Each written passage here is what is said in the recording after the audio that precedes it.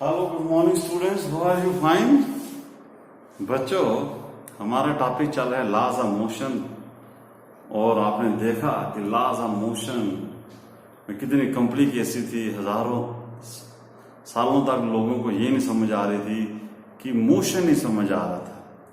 तो बच्चों, जैसा कि मैंने आपको स्टार्टिंग से बताया था कि एक्चुअल में सबसे पहले जो एरिस्टोटल था, एरिस्टोटल ने क्या कहा था कि अगर किसी बॉडी में हम फोर्स लगाते हैं तो उस बॉडी में मोशन बना रहता है। मतलब कि मोशन पैदा करने के लिए हमें फोर्स की जरूरत पड़ती है, और अगर हम फोर्स हटा देते हैं तो वो जो चीज होती है वो वहां पर रुक जाती है। क्यों रुकती है? Due to its natural state. According to Aristotle, the natural state of the body is at rest.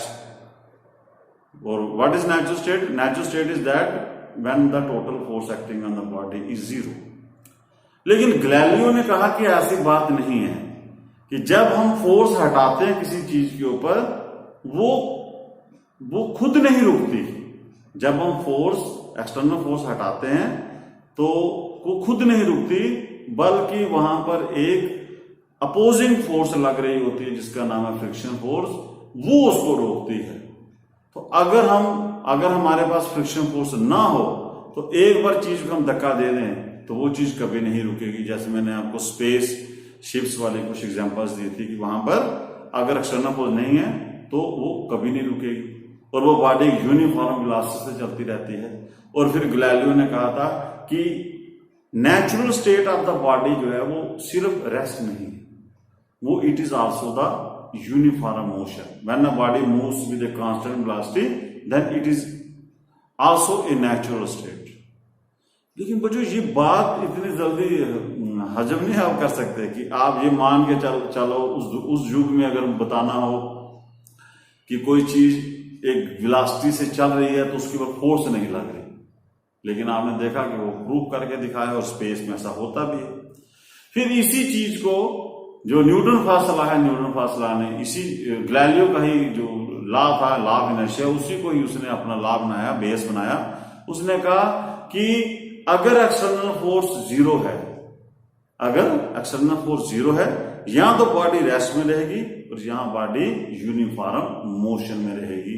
मतलब कि अगर एक्सटर्नल फोर्स जीरो है तो उसकी नेचुरल स्टेट्स दो आ गई, क्योंकि नेचुरल स्टेट होती है जब फोर्स ना पड़े। तो पहले हम पढ़ते थे कि जब एक्सटर्नल फोर्स ना हो तो चीज रेस्ट में ही होगी। लेकिन अब हमने देखा कि अगर एक्सटर्नल फोर्स जीरो है तो चीज रेस्ट में भी हो सकती है और यूनिफॉर्म मोशन में भी हो सकती है। लेकिन बच्चों, अब यहां पर एक प्रॉब्लम आई कि इसका मतलब हुआ कि सपोज कीजिए कि ये बॉडी एक कांस्टेंट वेलोसिटी से अगर चल रही है, मतलब इसका मोशन इस साइड है। तो अगर हम ये कहें कि इस साइड फोर्स लग रही है तो ये तो गलत कंसेप्ट हो जाएगा कि मतलब कि जिस तरफ बॉडी का मोशन है या जिस तरफ एक बॉडी कांस्टेंट वेलोसिटी से चल रही है, क्या उस तरफ फोर्स लग रही है? तो ये बहुत बड़ा मसला है, क्योंकि अभी हमने देखा कि अगर एक कांस्टेंट वेलोसिटी से चलती है तो उसके ऊपर नेट फोर्स जीरो होती है। तो फिर इसका मतलब कि velocity is not the exact clue for the force acting on the body. Then what is that clue? इसके पीछे आप दुनिया पढ़िए कि कैसे पहचाने कि फोर्स लग रही है। ये कैसे पता चले? अगर बॉडी रेस्ट में है, फोर्स जीरो है। अगर बॉडी कांस्टेंट वेलोसिटी से चल रही है, इसका मतलब फिर भी फोर्स जीरो है। तो वो क्या क्लू है? हमें कैसे पता चले कि फोर्स लग रही है और किस तरफ लग रही है? क्या जिस तरफ वेलोसिटी है उसी तरफ फोर्स लगती है, या किसी और कोई चीज है जो हमें फोर्स बताएगी? तो सबसे पहले ये बहुत बड़ी परेशानी आ गई कि ये कैसे डिसाइड करें कि फोर्स लग भी रही है या नहीं लग रही। क्योंकि सिर्फ एक बॉडी अगर एक कांस्टेंट वेलोसिटी से चल रही है तो ये एक क्लू नहीं बनता कि उसके ऊपर फोर्स लग रही है। तो बच्चों, इस बात को समझने के लिए आप एनसीईआरटी बुक्स पहले खोल लीजिए। एनसीईआरटी बुक्स में ये सारी डिटेल में लिखा हुआ है। क्योंकि हमने ये प्लान लिया है कि एनसीईआरटी बुक्स ही आपको लानी है। अब बच्चों अब एक एग्जांपल वहां पर लिखी हुई है कि सपोज कीजिए कि ये एक बॉडी है, ये बॉडी एक constant velocity 5 meter per second से चल रही है, ठीक है। तो इसका मतलब इसके ऊपर फोर्स 0 है। अब मान लो कि मैं क्या करता हूं कि इसके ऊपर फोर्स लगाता हूं, सपोज करो कि इसके ऊपर फोर्स मैंने लगाई 10 न्यूटन की, इस बॉडी का मास मान लीजिए कुछ भी है, 10 न्यूटन की फोर्स लगाए, तो क्या होगा ये कि इसकी वेलोसिटी जो होगी वो, अगर मान लो पहले 5 है, दूसरा इसकी 12 मीटर पर सेकंड होगी, मतलब वेलोसिटी बढ़ जाएगी। ये तो आप देखते हो ना डे टू डे लाइफ में, अगर कोई चीज चल रही है तो आप थोड़ा सा उसको धक्का दे दो तो आप देखोगे कि उसकी वेलोसिटी बढ़ जाएगी। अब मान लो कि यही बॉडी है, इस बॉडी ये body velocity 5 meter per second से चल रही है, इसका मैग्नीट्यूड इतना है कांस्टेंट। मैं इसको, इसका मोशन इधर है, मैं इसको अपोजिट डायरेक्शन से फोर्स लगाता हूं 10 न्यूटन की मान लीजिए। तो जब मैं इसको अपोजिट डायरेक्शन में लगाऊंगा तो आप क्या समझते, क्या होगा इसके साथ, ये रुकने की कोशिश करेगी। ये आप खुद ही प्रैक्टिकल कर सकते हो। एक साइकिल आ रही है, साइकिल पहले आप आराम से चल रही है, आप उसको धक्का दो वो तेज हो जाती है, अगर वो आ रही है तो आप उसको रोकने की कोशिश करो तो वो उसकी वेलोसिटी घटेगी।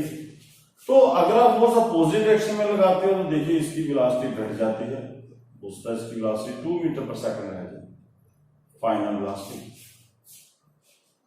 तो ये दोनों एग्जांपल में हमें क्या समझ आते हैं, हमें ये समझ आई कि जब भी हम फोर्स लगा रहे हैं, जैसे मैंने ये अगर वेलोसिटी की डायरेक्शन में फोर्स लगाई तो इसकी वेलोसिटी क्या हुई है, चेंज हुई, मतलब कि चेंज इन वेलोसिटी हुआ है। तो चेंज इन वेलोसिटी होता है final velocity minus initial velocity, वो मान लीजिए कितनी होगी आपकी यहां पर 7 मीटर पर सेकंड। अगर मैंने इस केस में अपोजिट डायरेक्शन में फोर्स लगाई तो तभी वेलोसिटी देखिए घट गई, जब बढ़ गई तो उसमें घटेगी, इसमें चेंज इन वेलोसिटी हुई। उस चेंज इन वेलोसिटी इसमें कितनी आएगी आपकी, कितनी रहेगी, ये 2 माइनस 5 कितनी होगी, -3 मीटर पर सेकंड। तो अब बच्चों हमें यहां पर एक क्लू मिल रहा है, हमें क्या क्लू मिल रहा है कि अगर कोई बॉडी कांस्टेंट वेलोसिटी से चल रही है तो उसके ऊपर फोर्स लग रही है, ये कोई गारंटी नहीं। लेकिन अगर किसी बॉडी की वेलोसिटी चेंज हो रही है, जब देखो यहां पर फोर्स लगाने से वेलोसिटी बढ़ गई, फोर्स लगाने से वेलोसिटी घट गई, अगर किसी बॉडी की वेलोसिटी चेंज हो रही है, घट रही है, बढ़ रही है, तो इसका मतलब है कि वहां पर फोर्स आपकी लग रही है। दिस इज द क्लू, ये है वो Newton second law. Newton second law से हमें पता चलता है कि फोर्स लगती कब है। तो ये हमें क्लू मिला कि it's not the velocity which tells us whether the force is acting on the body or not. It is the change in velocity. If the velocity is changing, it is 100% sure that the force is acting on it. But if the body is moving with a constant velocity, then there is no guarantee that force acting on it. ये हमारे पास एक clue था, clue का मिला कि force acts when the velocity change। ये मेरे पास एक क्लू मिला है जिससे हमें पता चलेगा कि फोर्स लग भी रही है या नहीं लग रही। अब ये जो फोर्स होगी, फोर्स जो होगी वो कहां पर लगेगी, force acts in the direction of change in velocity. Force acts in the direction of change in velocity. ये बच्चों बहुत ही इंपॉर्टेंट पॉइंट है। जिस तरफ बॉडी जा रही है वहां फोर्स लग रही है, ये गारंटी नहीं है, लेकिन जिस तरफ बॉडी की वेलोसिटी चेंज हो रही है, मैं चेंज इन वेलोसिटी आप निकालोगे वेक्टर के तरीके से, मैंने जैसे आपको बताया था कि सबट्रैक्शन ऑफ वेक्टर, तो जिस तरफ चेंज इन वेलोसिटी का वेक्टर होगा उसी तरफ बच्चों फोर्स लगेगी। जी आप याद रखना बात में। अब मान लो कि यहां पर अगर मैं बोलूं इस केस में आपने देखा कि ये हॉरिजॉन्टल मोशन है, यहां पर चेंज इन वेलोसिटी कितनी हुई 7, वो प्लस में साइन आया, इसका मतलब है कि जिस तरफ बॉडी जा रही थी उसी तरफ चेंज इन वेलोसिटी हुई। हम मान लेंगे कि फोर्स आपकी इसी तरफ लग रही है। अब यहां पर देखिए ये बॉडी इधर जा रही थी, आपने फोर्स अपोजिट डायरेक्शन में लगाई, तो चेंज इन वेलोसिटी के आंसर किस में आया माइनस में। तो इसका मतलब जिस तरफ बॉडी जा रही है आप चेंज इन वेलोसिटी की डायरेक्शन जो है वो उसके अपोजिट है। तो इसका मतलब है कि इस केस में फोर्स जो होगी वो इस तरफ लगेगी, अपोजिट डायरेक्शन में। तो बच्चों आपको याद यहां पर आ गया force acts in the direction of change in velocity. ये बहुत ही इंपॉर्टेंट है, जिस तरफ चेंज इन वेलोसिटी होगी। अब बच्चों जो चेंज इन वेलोसिटी होती है, चेंज इन वेलोसिटी का मतलब ये नहीं कि आप जैसे यहां पर मैंने मैग्नीट्यूड चेंज किया है, मैग्नीट्यूड चेंज होने से चेंज इन वेलोसिटी हो सकती है, क्योंकि वेलोसिटी एक वेक्टर क्वांटिटी है। कई बार आप देखोगे कि वेक्टर क्वांटिटी का मैग्नीट्यूड चेंज नहीं होता, सिर्फ उसकी डायरेक्शन चेंज हो जाए तब भी वेलोसिटी चेंज हो जाती है। कि वेक्टर क्वांटिटी का एक भी चीज चेंज हो जाए, चाहे वो मैग्नीट्यूड चेंज हो, चाहे वो डायरेक्शन चेंज हो, चाहे दोनों चेंज हो, तो समझ लो कि चेंज हो जाती है। यहां पर मैंने ये एग्जांपल ली कि सिर्फ इसका मैग्नीट्यूड चेंज हुआ आपका। तो अब हम देखते हैं कि अगर यहां तो इजी आपको समझ आ गया कि चेंज इन वेलोसिटी डायरेक्शन इधर है इधर है। अब मान लो एक और एग्जांपल लेते हैं कि मान लो एक बॉडी आपकी सर्कल में घूम रही है, ये बॉडी सर्कल में घूम रही है। और बच्चों आपको पता है सर्कुलर मोशन में क्या होता है कि ये वेलोसिटी की डायरेक्शन जो होगी सर्कल में वो हमेशा टेंजेंट की तरफ होगी। जैसे ये इस पॉइंट के ऊपर वेलोसिटी की डायरेक्शन जो होगी v1। अब नेचुरली इसका मान लो कि ये यूनिफॉर्म सर्कुलर मोशन है। यूनिफॉर्म सर्कुलर मोशन का मतलब कि मैग्नीट्यूड यहां पर वेलोसिटी का मान लीजिए वो आपका 5 मीटर पर सेकंड है। मतलब कि body is moving in a circle with constant speed 5 meter per second, मतलब इसकी मैग्नीट्यूड कांस्टेंट है। लेकिन बच्चों सर्कल में घूम रहे हैं तो इसकी डायरेक्शन तो चेंज हो रही है ना हर वक्त। जैसे देखो यहां पर डायरेक्शन चेंज हो रही है, यहां पर इसकी डायरेक्शन चेंज हो रही है। जैसे ये मैं ले लेता हूं v2, चलो दो ही चीजों से हम कर लेते हैं कि मान लो यहां पर इसकी डायरेक्शन चेंज हो रही है। थोड़ा इजी करने के लिए आप ऐसे समझ लीजिए कि ये इधर है और यहां पर आकर इसकी वेलोसिटी हो जाएगी इस तरह, तो v2। तो रहेगा मैग्नीट्यूड 5 ही, मैग्नीट्यूड इन दोनों का 5 ही है, मतलब मैग्नीट्यूड सेम है लेकिन सिर्फ डायरेक्शन चेंज हो रही है। अब इसका मतलब है कि जब इस वेलोसिटी का डायरेक्शन चेंज हुआ तो इस केस में भी तो इसकी वेलोसिटी चेंज होगी। और अगर यहां पर वेलोसिटी चेंज हुई है तो इसका मतलब है कि यहां पर भी कोई फोर्स इस बॉडी के ऊपर लग रही होगी, क्योंकि हमें क्लू मिल चुका है कि फोर्स जब भी किसी बॉडी की वेलोसिटी चेंज होगी वहां पर फोर्स पक्का लगेगी। इसका मतलब कि यहां पर वेलोसिटी चेंज हुई है, इसका मतलब यहां पर भी फोर्स लग रही होगी इस बॉडी के ऊपर। और वो फोर्स किस तरफ लग रही होगी ये हमें अब कंफ्यूजन है। और मैंने आपको बोला था कि फोर्स उस तरफ लगेगी जिस तरफ चेंज इन वेलोसिटी की डायरेक्शन होगी। तो बच्चों अब हम वेक्टर का सहारा लेंगे कि मान लो कि मैं इसको ऐसे डिवाइड कर देता हूं 4 क्वाड्रेंट में। तो सपोज कीजिए यहां पर वेलोसिटी v1 है, यहां पर वेलोसिटी v2, तो मैं चेंज इन वेलोसिटी इसकी निकालता हूं। तो चेंज इन वेलोसिटी आप क्या होती है बच्चों, चेंज इन वेलोसिटी होती है final velocity minus initial velocity, यही होती है ना चेंज इन वेलोसिटी। अब बच्चों यहां पर देखिए इसको कोऑर्डिनेट ड्रा कर लो, ये वेक्टर वाला लॉजिक था कि ये देखिए। अब यहां पर ये आपके आगे एक्स एक्सिस, ये आगे आपकी वाई एक्सिस। एक्स एक्सिस में जो यूनिट वेक्टर होता है वो बच्चों कौन सा होता है, आई कैप, ये पॉजिटिव वाला, और नेगेटिव वाले में होता है माइनस। तो वाई एक्सिस में यूनिट वेक्टर होता है जे कैप। तो अब बच्चों यहां पर देखिए चेंज इन वेलोसिटी की डायरेक्शन कहां पर होगी, यहां पर खुद समझ आ गया। v2 कितना है, v2 की डायरेक्शन किस तरफ है, माइनस आई, तो आप लिखोगे -5i कैप, माइनस V1 की डायरेक्शन कहां पर है, ऊपर है, जे की तरफ आप लिखोगे 5J।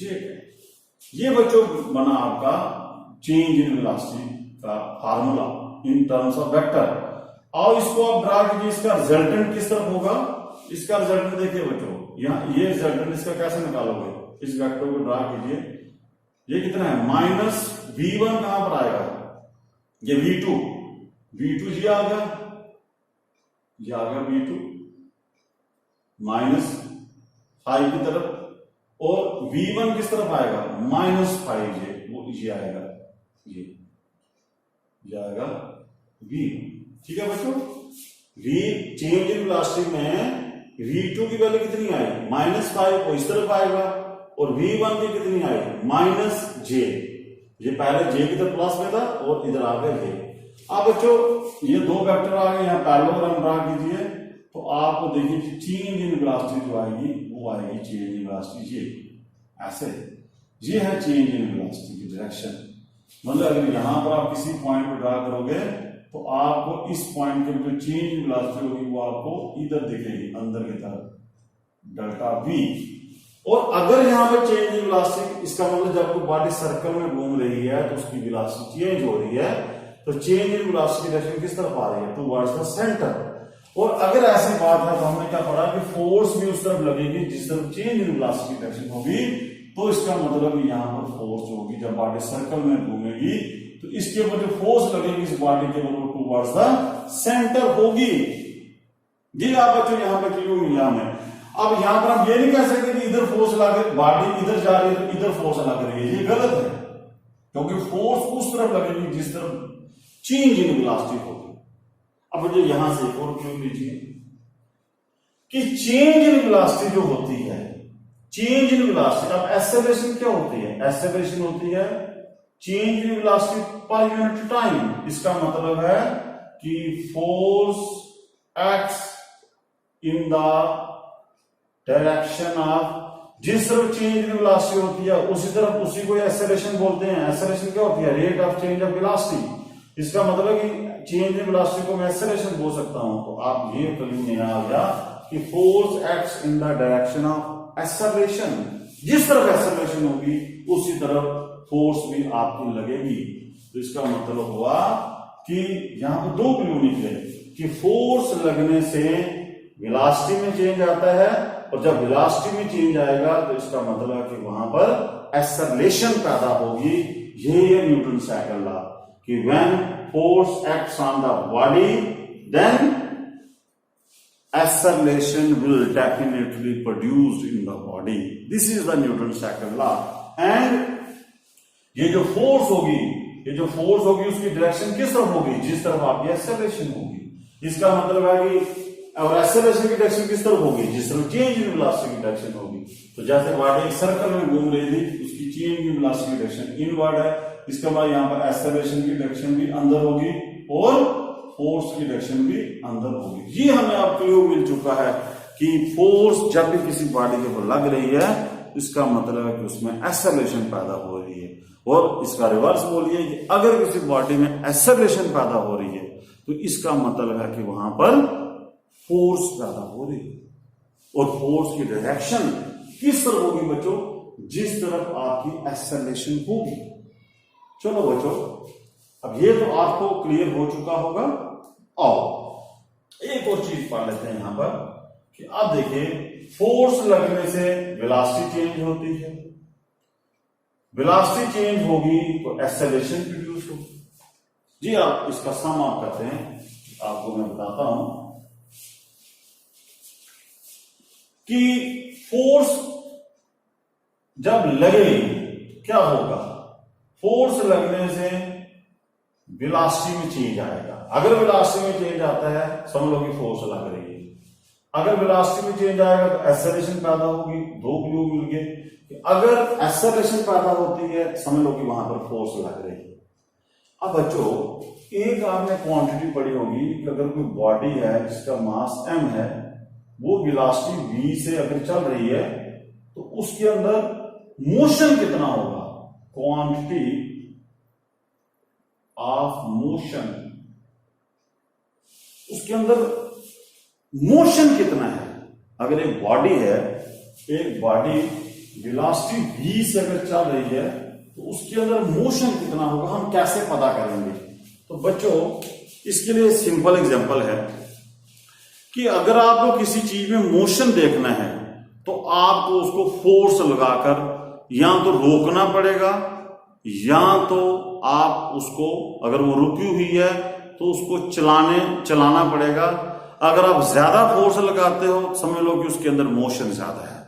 अब आप एक एग्जांपल से समझते हैं कि मान लो कि यहां पर ऊपर से आप यहां पर खड़े हो जाओ ग्राउंड पर, यहां से ऊपर से में दो बॉडी का मास सेम है मान लीजिए, और एक वेलोसिटी आ रही है, एक बॉडी 10 मीटर पर सेकंड से आ रही है, दूसरी बॉडी 100 मीटर पर सेकंड से आ रही है, दोनों का मास सेम है। बच्चों आप खुद मुझे बताओ कि किसको रोकना इजी है, मतलब कि किसको रोकने के लिए आपको कम फोर्स लगानी पड़ेगी।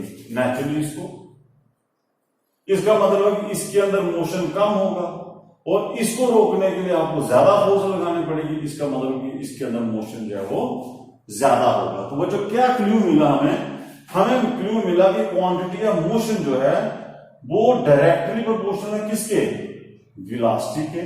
कब, जब दोनों बॉडी का मास सेम हो। अगर दोनों बॉडी का मास सेम है तो जिस बॉडी की वेलोसिटी ज्यादा होगी उसके अंदर भी बच्चों मोशन ज्यादा होगा और उसको ज्यादा फोर्स लगानी पड़ेगी रोकने के लिए।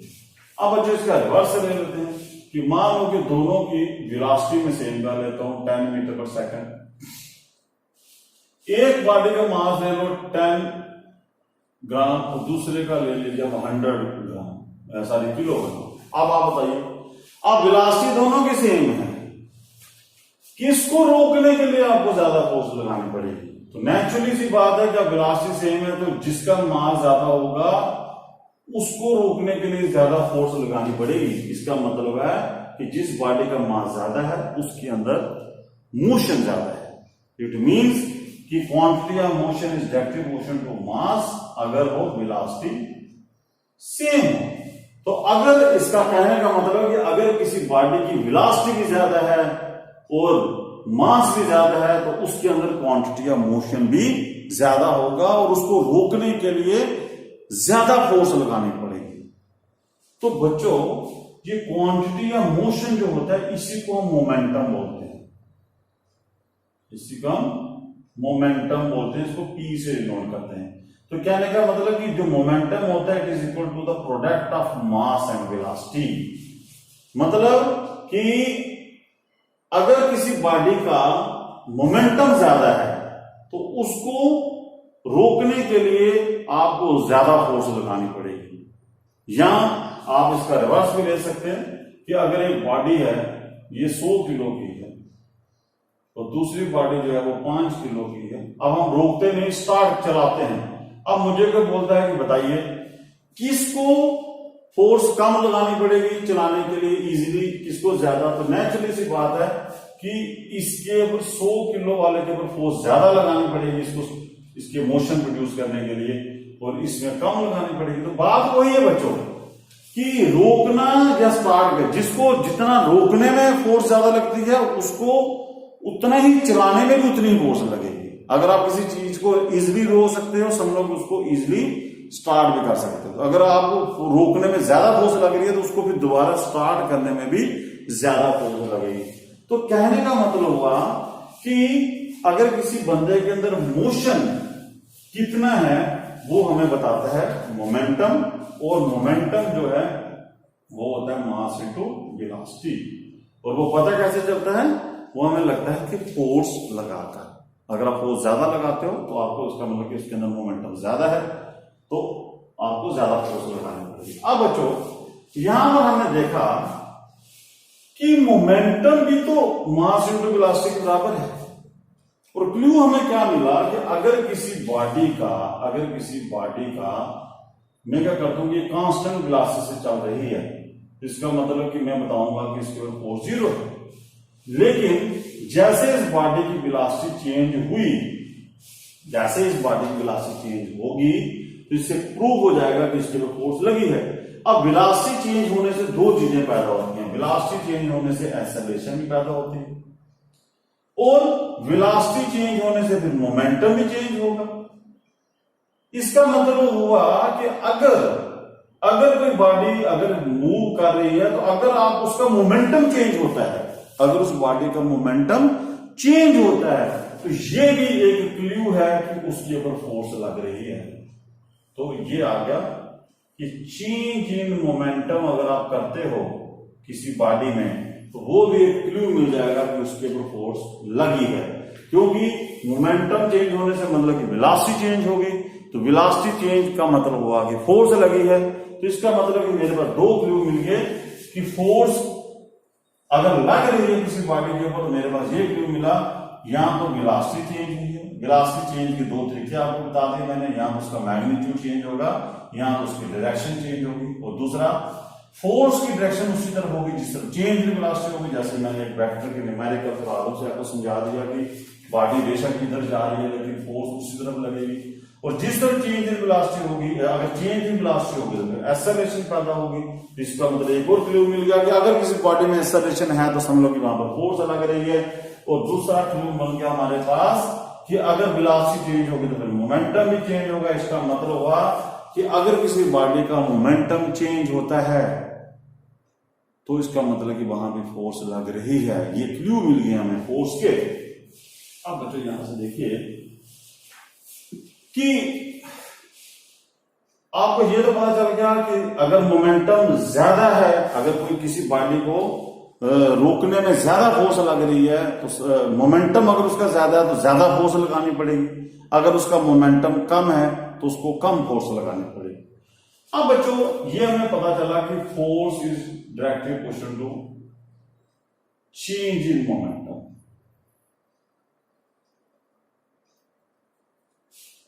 चेंज इन मोमेंटम, अगर आपको मोमेंटम ज्यादा चाहिए, देखिए एग्जांपल से मान लीजिए एक बॉडी है, इसका मास 5 kg, इसकी वेलोसिटी मान लीजिए रेस्ट में, इसकी वेलोसिटी 0 है।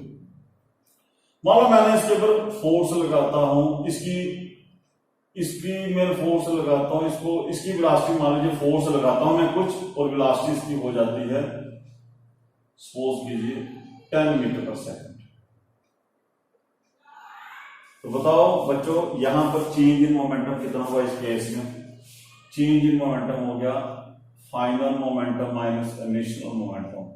फाइनल इसका आ गया मोमेंटम का formula mass into velocity 50 minus इसका आएगा 0। तो मतलब इधर आपने चेंज किया 50, यूनिट आ जाएगा इसका केजी मीटर पर सेकंड।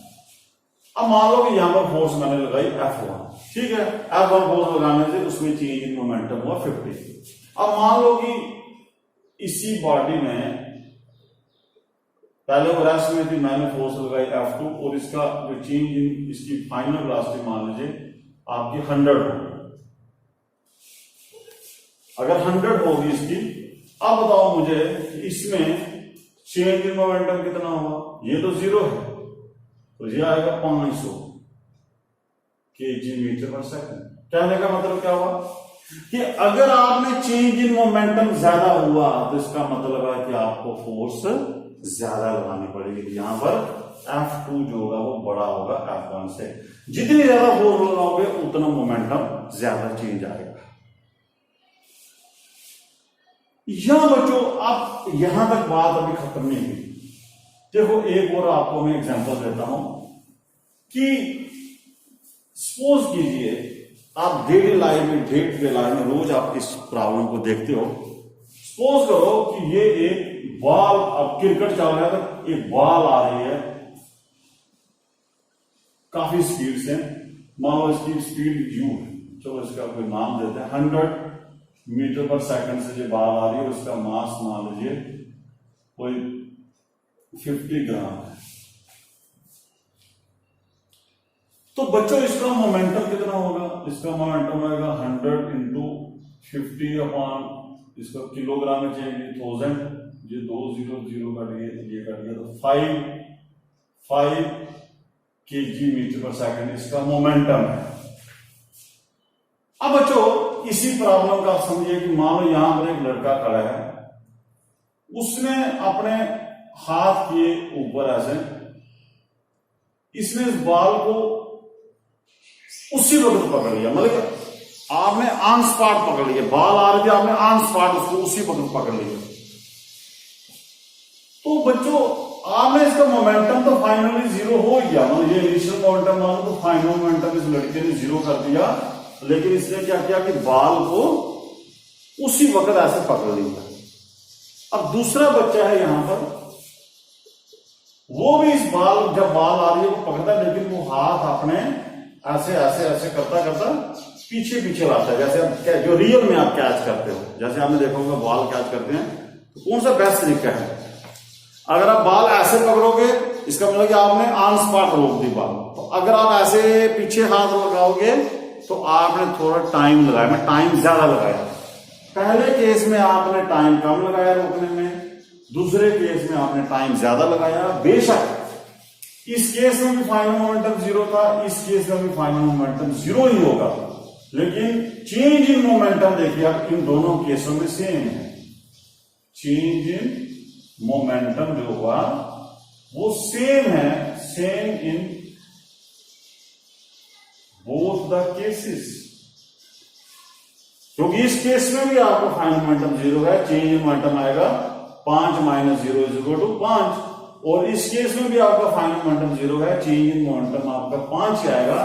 तो क्या अब हम ये मान लें कि अभी हम पढ़ रहे थे कि force is directly proportional to change in momentum, क्या हम ये मान लें कि दोनों केसों में चेंज इन मोमेंटम जीरो हुआ है, तो क्या दोनों केस में सेम फोर्स लगानी पड़ी आपको? क्या इन दोनों केसों में इस लड़के ने और इस लड़के ने जिस बॉल को रोकने में फोर्स लगाई क्या वो सेम थी? नहीं। आप खुद प्रैक्टिकल कीजिए कि इस लड़के को ज्यादा फोर्स लगानी पड़ेगी और इसको आपको कम फोर्स लगानी पड़ेगी, मतलब F1 बड़ा होगा F2 से।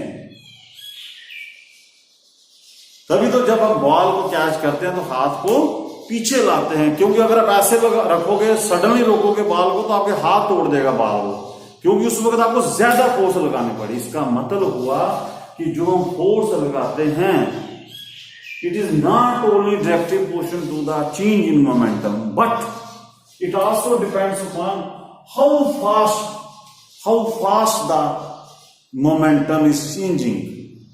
It means that force is not only directly proportional to change in momentum, but it is equal to rate of change of momentum, कि कितनी फास्ट मोमेंटम चेंज हुआ है।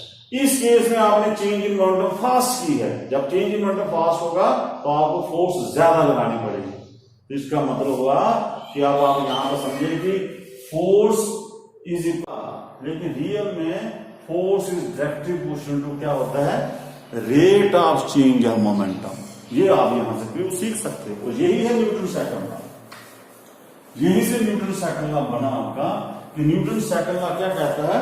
न्यूटन सेकंड लॉ कहता है अगर आपके पास कोई बॉडी है जिसका मास m है, अगर आपने मान लीजिए ये वेलोसिटी u से चल रहा है, तो अगर इस बॉडी की वेलोसिटी v हो जाती है, मतलब की वेलोसिटी चेंज हो जाती है, इसका मतलब कि अगर मान लीजिए इसका इनिशियल मोमेंटम mu है, फाइनल मोमेंटम आपका बन जाएगा mv, तो मान लो कि उसने टाइम लगाया कुछ डेल्टा t टाइम में, ये मोमेंटम आपका चेंज हुआ है, और यहां पर चेंज इन मोमेंटम मान लीजिए आ गया final momentum minus initial momentum हो गया चेंज इन मोमेंटम। तो न्यूटन सेकंड लॉ कहता है कि पहली बात की मोमेंटम चेंज हो रहा है तो इसका मतलब फोर्स लग रही है, और जो rate of change of momentum होगा, rate of change of momentum is directly proportional to the applied force. Rate of change याद रखिए, अभी आपने इस प्रॉब्लम से देखा not only change in momentum, दोनों केस में देखिए बाल पकड़ा, चेंज इन मोमेंटम सेम था, लेकिन टाइम का फर्क होने के कारण फोर्स आपको अलग अलग लगानी पड़ी। इट मींस कि एक्चुअल में Newton third second law says that the rate of change of momentum of the body is directly proportional to the applied force, external applied force, याद रखो एक्सटर्नल अप्लाइड फोर्स। यहां से बच्चों आपका अगर आप प्रोपोर्शनल आओगे तो कांस्टेंट आ जाएगा k delta p by delta. This is the formula for Newton second law. और अगर आप देखिए यहां से कि if delta T approaches to zero, मतलब कि आपका अगर टाइम इंटरवल दोनों बॉडी के वी यू से वी में जब वेलोसिटी चेंज हुई, अगर आपका टाइम इंटरवल बहुत कम है तो तब बच्चों आपका, आपने पढ़ा था डिफरेंशिएशन में कि limit delta T approaches to zero, delta T by delta T आपका बन जाएगा dt बाई dt, small change in momentum. तो इसको हम बोलेंगे F इज इक्वल टू के rate of change in momentum. This is Newton second law. और what is x? x is the net. यहां पर मैंने आपको इस बॉडी के ऊपर एक फोर्स लगाई थी, तो आप याद रखना कि न्यूमेरिकल करेंगे कि एक वो जितनी भी नेट एक्सटर्नल फोर्स पड़ेगी उन सभी फोर्सेस का वेक्टर सम जो होगा वो आपका आएगा ये नेट एक्सटर्नल फोर्स। अब देखिए बच्चों कि ये जो आपका है dp बाई dt, अभी आपने देखा कि P, ये जो P होता है, P आपने देखा होता है मास इनटू वेलोसिटी। यहां से K आ जाएगा, यहां पर देखिए ये दो फंक्शन बन गए। देखो आमतौर पर हम बोलते हैं कि मास किसी बॉडी का चेंज नहीं होता, लेकिन बच्चों कुछ हमारे पास प्रॉब्लम्स आएंगी, जैसे आपके पास रॉकेट की प्रॉब्लम है, तो रॉकेट का मास पहले m होता है, जब ये चलता है तो इसकी जो इसमें वो फ्यूल डाला होता है वो धीरे धीरे बर्न होता रहता है, तो रॉकेट जो जो ऊपर चलता है तो इसका मास जो वो घटता जाता है। मान लो पहले m0 है, फिर m1 हो जाएगा, फिर m2 हो जाएगा, तो ये मास आपका घटेगा, पहले ज्यादा भारी होता है, घटता रहता है मास आपका। तो इस ऐसी प्रॉब्लम में अगर आपको न्यूटन सेकंड लॉ लगाना है तो फिर आपको मास भी चेंज करना पड़ेगा। तो बच्चों यहां पर हम रियल में फार्मूला बनाएंगे कि इसकी डिफरेंशिएशन कीजिए। क्या फार्मूला आपको डिफरेंशिएशन का? u v फंक्शन जब हमारे पास दोनों वेरिएबल्स हो तो क्या फार्मूला होता है? इसका फार्मूला होता है m u v का डिफरेंशिएशन प्लस v u की डिफरेंशिएशन, ये फार्मूला होता है रियल में न्यूटन सेकंड लॉ। ये बन गया। अब यहां से आप केस ले लीजिए कि इफ मास इज कांस्टेंट, मान लीजिए कि मास आपका चेंज नहीं होता, सपोज कीजिए अमूमन तौर पर जैसे बॉडी है इसका धक्का दोगे तो इसका थोड़ी मास चेंज हो जाएगा। तो आम एग्जांपल है, जहां मास चेंज नहीं होता, अगर मास चेंज नहीं होगा फिर rate of change of mass भी जीरो हो जाएगा, तो ये वाली चीज जीरो हो जाएगी। जब ये जीरो होगी तो आपकी बच जाएगी F is equal to K M dv by dt। अब बच्चों देखिए ये rate of change of velocity क्या होती है? एक्सेलरेशन। तो ये आ जाएगा के एम इंटू ए। ये बना मेरे पास न्यूटन सेकंड लॉ। ये देखिए Newton second law, F is equal to K M A. अब बच्चों F is equal to K M A, ये है न्यूटन सेकंड लॉ। अब यहां पर एक कांस्टेंट का चक्कर है, इस कांस्टेंट की वैल्यू क्या होनी चाहिए? तो बच्चों ये अभी तक हमें फोर्स का यूनिट डिफाइन नहीं था न्यूटन के टाइम में। अभी तक फोर्स क्या है, फोर्स का यूनिट क्या है, ये हमें डिफाइन नहीं था। तो मतलब कि न्यूटन को पूरी छूट थी कि जो मर्जी वो बोले कि फोर्स क्या होती है। इसलिए जब उस बंदे को पूरी छूट थी, फ्रीडम थी कि जो मर्जी को फोर्स का यूनिट माने, तो उसने क्या किया, उसने कहा कि फोर्स जो होती है वो 1 न्यूटन कब होती है। Force is said to be, उसका यूनिट दे दिया Newton, force is said to be 1 Newton if, force is said to be 1 Newton if it produces an acceleration of 1 meter per second square in a body of mass 1 kg। ये उसने अपनी, क्योंकि उसको freedom थी ना, उसको freedom थी तो इसलिए उसने अपनी मर्जी से बोल दिया कि भाई 1 न्यूटन फोर्स हम उसको बोलेंगे। अगर वो किसी बॉडी के ऊपर लगाएं जिसकी मास 1 kg है, तो उसमें अगर वो acceleration 1 metre per second produce करते तो हम बोलेंगे कि वो फोर्स है वो 1 न्यूटन है। मतलब इस फार्मूले में F की जगह 1 पुट करो, K आ जाएगा, M1 हो जाएगा, A1 हो जाएगा, तो K की वैल्यू 1 आ जाएगी। तो यहां से फार्मूला हमारा बन जाएगा F is equal to K की 1 आ गया, M A। ये फार्मूला बन गया न्यूटन सेकंड लॉ। क्योंकि ये इसको फ्रीडम थी बच्चों। अब ये आप हर बार नहीं कर सकते। सपोज कीजिए कि आपके पास Newton's law of gravitation that is equal to G m1 m2 upon r square. अब कई बच्चे में पूछते हैं कि सर आपने वहां पर किया था तो यहां भी आप g की वैल्यू क्यों नहीं 1 लेते, जैसे कांस्टेंट में 1 है तो यहां भी 1 ले लीजिए, क्योंकि यहां तो आप कर सकते हो, लेकिन बच्चों यहां नहीं आप कर सकते। क्यों? क्योंकि जब ये फार्मूला आया तब तक हमें एफ न्यूटन डिफाइंड हो चुका था। इस केस में हमें न्यूटन नहीं पता था, इसलिए हमने इजी करने के लिए उसने 1 किया। इस केस में हमें पता है कि एक न्यूटन क्या होता है, इसलिए अगर आप यहां पर वो 1 करोगे तो वो सारा फेल हो जाएगा, क्योंकि यहां पर पहले डिफाइन नहीं था, इसलिए मुझे छूट थी। यहां पर हर कांस्टेंट में ऐसा नहीं होता।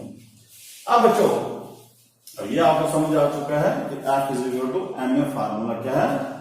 ये फार्मूले की ब्यूटी समझिए। ये फार्मूला कहता है कि अगर किसी बॉडी का मास m है तो उसमें अगर कुछ फोर्स F लग रही है तो मैं ये बता सकता हूं कि उसमें एक्सेलरेशन कितनी होगी। या अगर किसी बॉडी का मास m है, उसकी एक्सेलरेशन पता है, तो मैं ये बता सकता हूं कि इसके ऊपर फोर्स कितनी लग रही है। ये बहुत मजेदार चीज है इसकी। और दूसरी जो हमें मेन तो यही चाहिए था। और बच्चों इसी फार्मूले के आने से न्यूटन ने पूरा जितना भी प्लैनेटरी मोशन का मोशन हो रहा है सारा इसी से हमें समझ आया। क्योंकि अभी हमने पढ़ा कि जब प्लैनेट्स घूमते हैं तो फोर्स, उनकी वेलोसिटी की डायरेक्शन चेंज हो रही है, तो इसका मतलब कोई ना कोई फोर्स लग रही होगी। तो वहीं से जिस न्यूटन लॉ ऑफ ग्रेविटेशन का जन्म हुआ इन्हीं चीजों के बाद। अब यहां से बच्चों देखिए एम है। और एक और चीज इसकी खूबसूरती देखिए कि अभी हमने पढ़ा एम है। अब कोई बार बच्चे क्वेश्चन पूछते हैं सर ये फोर्स कौन सी होनी चाहिए, क्या ये फोर्स आपकी मैकेनिकल फोर्स हो, इलेक्ट्रिकल फोर्स हो, ग्रेविटेशनल फोर्स हो, फ्रिक्शनल फोर्स हो, कौन सी फोर्स के ऊपर ये फार्मूला वैलिड है। बच्चों आप हैरान हो जाओगे इस बात को सुनकर कि इस फोर्स, ये कोई भी फोर्स आप लगाओ ये फार्मूला वैलिड है। कोई भी फोर्स, इलेक्ट्रिकल सर्किट हम सॉल्व करते हैं, आपके एलसी सर्किट और एलआर सर्किट, उसमें भी हम इलेक्ट्रिकल फोर्स लगाते हैं तभी फार्मूला वैलिड है। कोई भी फोर्स लगाइए, मैग्नेटिक फोर्स लगाइए, इलेक्ट्रिकल फोर्स लगाइए, फ्रिक्शन फोर्स लगाइए, ये फार्मूला सभी जगह वैलिड होगा। लेकिन एक इसमें टर्निंग पॉइंट है। एक इसमें बच्चों टर्निंग पॉइंट है कि आप ये फार्मूला जो वैलिड है ये सिर्फ इनर्शियल फ्रेम ऑफ रेफरेंस में वैलिड है। नॉन इनर्शियल में यहां पर न्यूटन सेकंड लगा वो नहीं लगेगा। और क्या होते हैं इनर्शियल फ्रेम, क्या होते हैं नॉन इनर्शियल फ्रेम, उनके ऊपर ये न्यूटन लॉ अगर लगाना है ये फार्मूला तो कैसे लगाएंगे, कैसे एक सीडो फोर्स का जन्म होता है, तो वो बच्चों हम नेक्स्ट वीडियो में अपलोड करेंगे। टिल देन जय हिंद जय भारत।